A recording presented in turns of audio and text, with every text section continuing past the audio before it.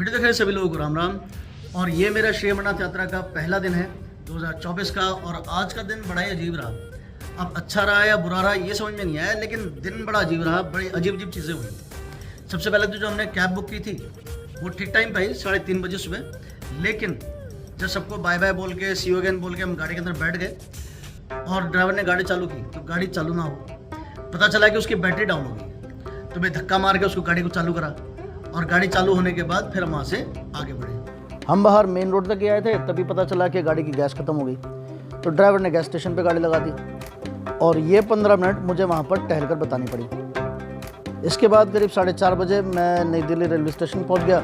Railway station की सीढ़ियों से उतरते टाइम मैं बहुत ही खुश नज़र आ रहा था, क्योंकि मैं स्टेशन टाइम से पहुँच चुका था। ऐसा नहीं है कि स्टेशन पर मैं ही अकेले टाइम से पहुँचा था, ट्रेन भी ठीक टाइम पर आई, लेकिन अकेले नहीं आई, अपने साथ बहुत तेज़ बारिश को भी लेकर के आई।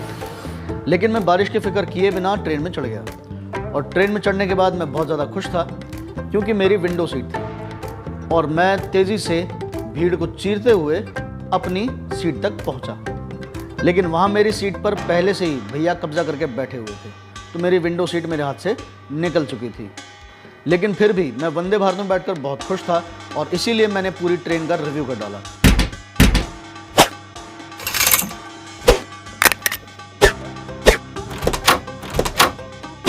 लेकिन बैड लक ने यहाँ पर भी मेरा साथ नहीं छोड़ा, क्योंकि जब मैंने उठकर देखा तो बारिश बंद हो चुकी थी, मौसम साफ़ हो चुका था और सब अपनी खिड़की से बाहर नज़ारों के मज़े ले रहे थे। लेकिन हमारी खिड़की दिख रही थी ऐसी, और ये केवल हमारी ही खिड़की थी और ट्रेन के इस डब्बे में बाकी सभी लोगों की खिड़की एकदम साफ़ थी। तो मैंने रेलवे में काम करने वाले एक कर्मचारी को कहा और उसने कहा कि नेक्स्ट स्टेशन आने पर, यानी कि अम्बाला आने पर, वो खिड़की को साफ़ कर देगा। फिर अम्बाला स्टेशन आया, लेकिन दरवाजे बाईं ओर खुले, यानी कि जो हमारी खिड़की दाईं ओर थी वो साफ़ नहीं हो पाई। उसने कहा कि अगला स्टेशन अगर दाईं ओर आया तो मैं इसको साफ़ कर दूंगा। लेकिन उसके बाद कोई भी स्टेशन दाईं ओर आया ही नहीं और मैं थक हार कर सो गया। और फिर जब मेरी आंख खुली तो मेरा स्टेशन आ गया था जम्मू तवी और मैं ट्रेन से उतर गया। ट्रेन से उतरते ही हम लोग पहुँचे RFID कार्ड बनवाने के लिए। लेकिन वहाँ लाइन में लगने के बाद पता चला कि हमारा तो RFID कार्ड बनेगा ही नहीं, क्योंकि हमारा रजिस्ट्रेशन 16 तारीख का था और वहाँ पर RFID कार्ड बन रहे थे 15 तारीख तक के। उन्होंने हमें कहा कि या तो बालटाल चले जाओ या फिर भगवती नगर चले जाओ, तो वहाँ पर आपका RFID कार्ड बन जाएगा। तो हम भगवती नगर पहुँचे, लेकिन वहाँ से भी हमें वापस लौटा दिया गया। वो हिंदी में कहावत है ना कि हाथ तो आया लेकिन मुँह ना लगा, हमारी कंडीशन कुछ ऐसी थी। फिर हम वहाँ से एक ई-रिक्शा में बैठे। ई-रिक्शा में बैठे तो ई-रिक्शा की बैटरी डाउन हो गई। उसकी वीडियो मुझे बनानी चाहिए थी, लेकिन मूड ही इतना ख़राब हो गया था कि बिल्कुल मेरा मन ही नहीं गया वीडियो बनाने का। और फिर वहाँ से हम पहुँचे जम्मू उस बैलगाड़ी में। और जम्मू पहुँचने के बाद हमने यहाँ पर रूम ढूंढे तो रूम नहीं मिले। फिर थक हार करके हमें एक रूम मिला कालका धाम में, जिसका कि हमने 1500 रुपये पे किया। और जब मैं चाबी लेके इस दरवाजे को खोलने लगा तो दरवाज़ा ना खुले, जैसे कि दरवाज़ा भी कह रहा हो कि भाई तुमसे ना हो पाएगा। फिर मुझे नीचे जाना पड़ा।